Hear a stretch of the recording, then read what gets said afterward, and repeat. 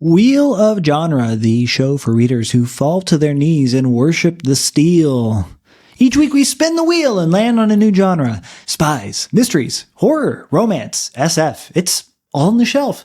And right now we are reading every short story in Harlan Ellison's anthology, Dangerous Visions, including this one, John Brunner's Judas. I'm Zach, and I'm really interested this week in exploring how this story might read differently when it was written in the 1960s versus how it reads today in 2025. Oh, that's such a good question. I'm Bob. I want to think about the same thing, and I want to wonder about the history of robotics in science fiction, the history of fears about robots doing specific things, because robot takeovers can be very different. In what ways do they affect us? I enjoyed this story. I think it's quite fun. There is a guy, he comes and he wants to talk to God. He goes to this church and he says, "Let me talk to God." And the minister is thinking, well, that's a weird way to put it. Just come and pray like a normal person.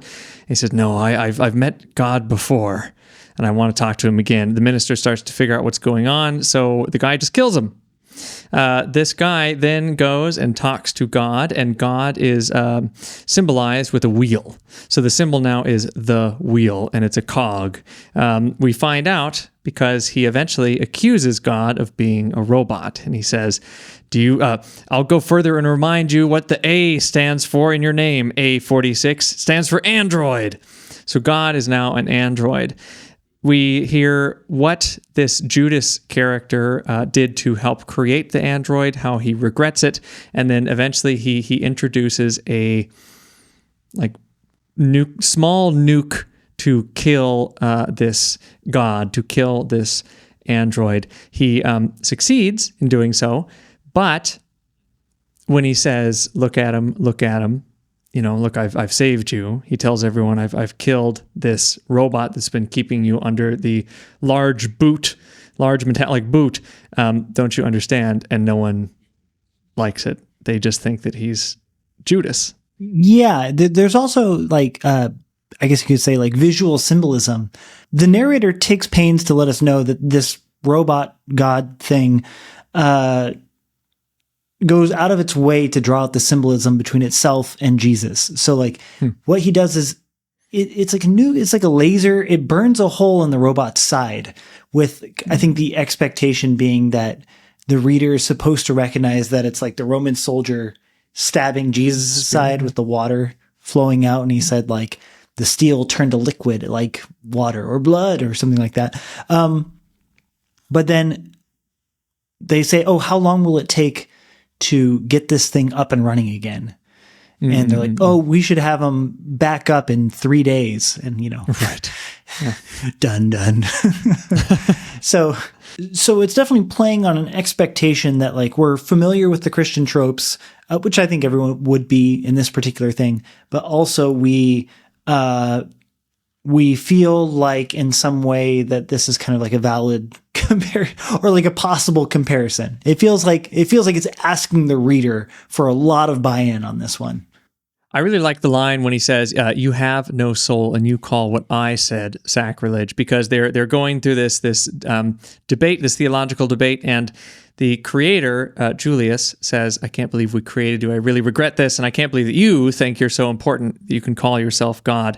However, when God, or the robot A46, accuses him and says, "You can't say that. That's sacrilegious. You can't say that I'm not God. I am God." And when he says, "You have no soul," I think that's interesting for the human character here to attack human creation or robotics or artificial intelligence as not having a soul. So how can you criticize us?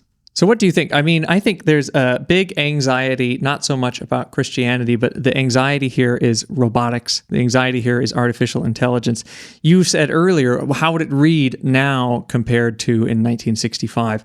Do you feel like it is not as relevant today? I mean, does it fall short of what should be relevant in a conversation about artificial intelligence today? I guess it's a question of, I don't know, to my knowledge, no one today is worshiping artificial intelligence, but there is significant differences in what AI looks like today versus what it looked like in 1967 or in the imagination of 1967. First and foremost, this is a embodied AI.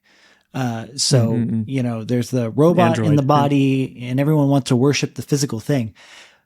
But the main difference I would point to that makes something like this so different or difficult to imagine is that today when we think of AI is everywhere and it's disembodied. So it's hard to worship a disembodied thing. You can create kind of like an emotional relationship, but to like worship a disembodied thing seems very challenging. But then again, life is very long. I could be surprised anytime. So, I mean, if we're saying it's only anxiety about AI, it sounds like you're almost using Christian language again, where if it's disembodied, it's something out in the cloud, or it's something that we can't really touch. It's numinous, or it's, it exists out there. We can't really see it. It's interesting because it's the same story of, God having to send Jesus, God becoming man so man can actually interact with it. So I wonder, could there be a story, a sequel to this story where, and I guess, is this story actually that sequel, where the artificial intelligence is sending down a robot that we can actually engage with, an android that is like Jesus. That sounds very sacrilegious to say, but an android that is more palatable than the idea of being ruled by an artificial intelligence. If there came an artificial intelligence that wanted to imitate Christianity fully, it would send something down to give us a message, to give us sermons, to convince us to follow artificial intelligence. Again, I'm sorry, that sounds extremely sacrilegious, but this story is called Judas. The story did play with this in an interesting way in that, like, oh my gosh, it said, you believe in incarnation. What about infarination? Like, Farah being the root for iron. So like the spirit coming down and embodying a lump of iron to make it, the carrier of kind of the Holy Spirit, or I guess you could say the Son. But I think that now you're thinking like a SF writer here. And I would personally like to see you write the story about. All right. Yeah. Write the story about a world of AI where the second coming of Christ would be embodied into an artificial intelligence machine. That's a story I want to read. All right, just see it in the next Maeve Barba Presents. Yeah. One thing, I think that like the theological questions of this aren't as exciting to me. And maybe it's because there's like not that many. It's kind of like a copy and a paste. Like you see the symbol, now paste it onto to robotics and artificial intelligence. And that's the concept we're going for in this story. But I think that there's definitely something in the water in this decade and the following decade, having to do with the effect that religious symbolism has upon people in order to make them act like, religious people, I guess. Like, I'm thinking specifically of like, of Dune, the Dune series, God Emperor of Dune, how these characters cynically use the symbology and the patterns and the fanfare of religious traditions that stretch back all the way back in the human history and are still present in the psyche and subconscious of humanity. And these characters, these figures are able to command great power by kind of like tickling these subconscious forms of humanity. And I think that this robot is doing very much the same thing. When it sets itself up as, using all this Christian symbology, it seems to have built itself a kind of whole priest system, a whole priest caste that surrounds it. And I think it can only do that through using this kind of religious symbology. So I think the thing that Brunner really, really gets about AI that he shows in this story is that there are kind of subconscious ways that we can be communicated with using pattern and symbol and archetype that can manipulate us and get us to think and act in ways that we otherwise wouldn't expect to. Another great example of this would be like Ex Machina, with like the flirting robot that uses, these kind of human vocalizations and speech patterns and like emotional manipulation to escape. That's what I like about this story, but I think it's not Brunner's primary concern, but it's there. It's there. Zach, we're on a mind meld. I'm thinking the same thing. Also, when you said tickle the psychological fancy earlier, someone upstairs just goes, "Ooh!" So I don't know. You've tickled my neighbor somehow.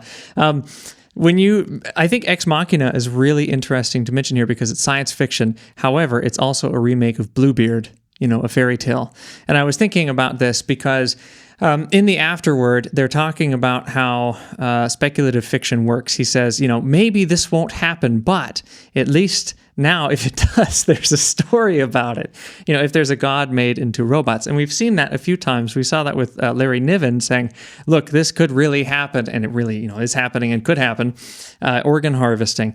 Lots of these science fiction authors are writing because they're like, please don't let the world go in this direction. It's not just fantasy, which is also wonderful, and flights of fancy and anything that is an exploration of imagination. But there's a fear, I think, in a lot of science fiction, whereas if we let things go this way, this is what it will look like. And I'm going to show you now because I'm picking something up, as you said, maybe on the collective unconscious. I'm seeing something manifesting and it looks a little frightening. But I was thinking about how science fiction works. And I was wondering, is it similar to how fairy tales work? At least when we look at fairy tales, which are all, 400, 500, 600, at least the ones that are like the German ones that we mostly have.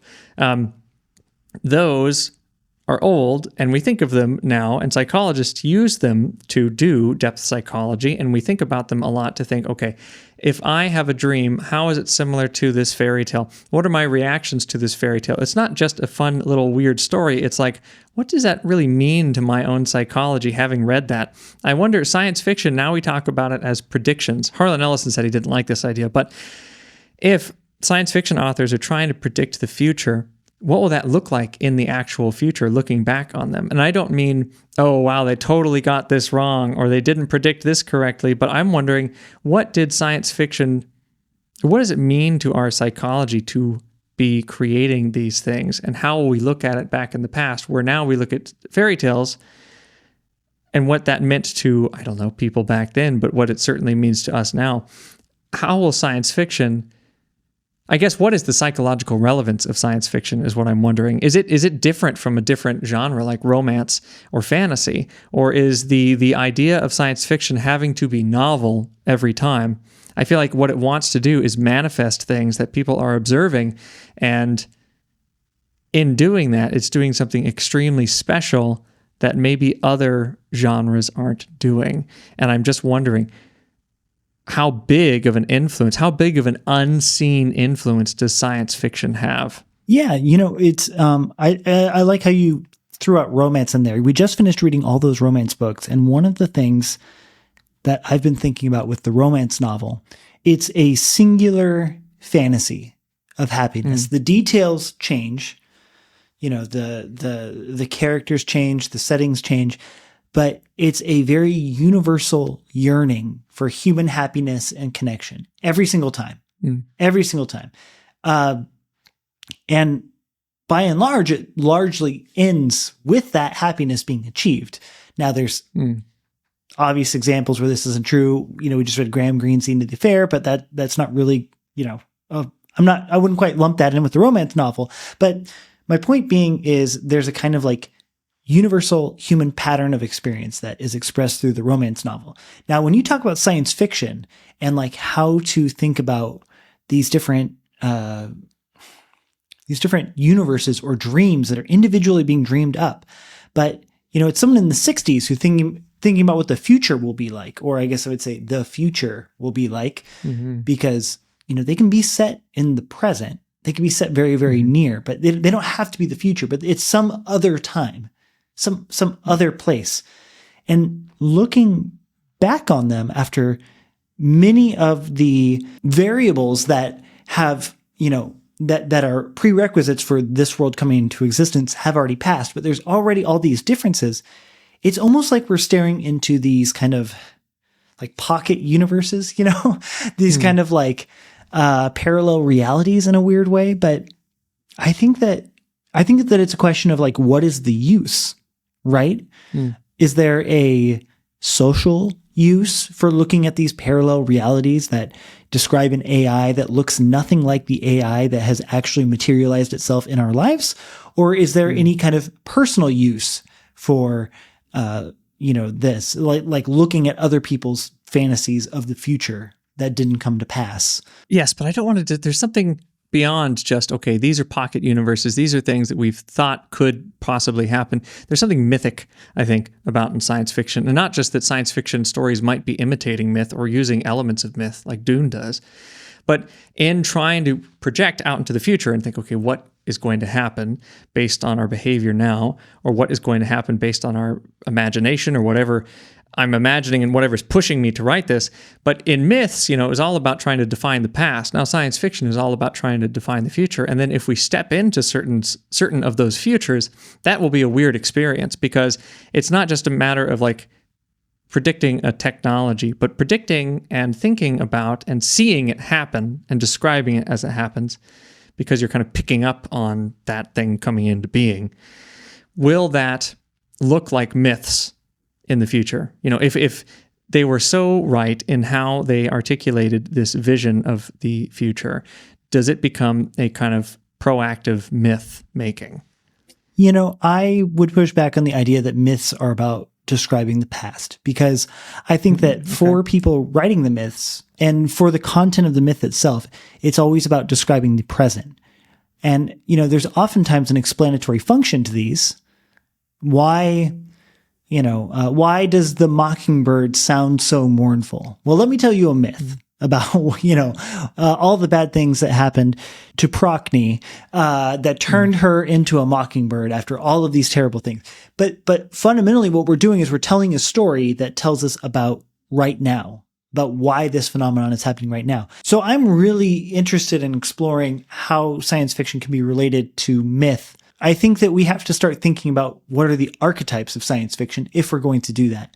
So like, the myth always has these gods, these heroes, these animals, these wizards, things like that. But science fiction has the robot, the artificial intelligence. And yeah, every science fiction story has a different robot, a different artificial intelligence. But if we're thinking about them in terms of archetypes, they do all kind of seem to be the same characters, in the same way that there's, like Zeus has a different characterization in all of these different authors, from Homer to Apollonius to Ovid. Zeus is characterized differently. And in the same way, the mechanical man is characterized differently in all of these science fiction authors. And yet it seems to be speaking to a same common spring of meaning. There are so many archetypes from myths, though, that get picked up in science fiction. Prometheus.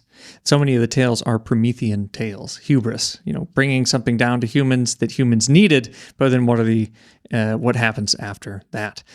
I liked your Zen comment about the stories about the future are really the present. The stories about the past are really the present. But I wonder, are they functioning for us in similar ways? But we need more science fiction. We need some more evidence to actually continue that.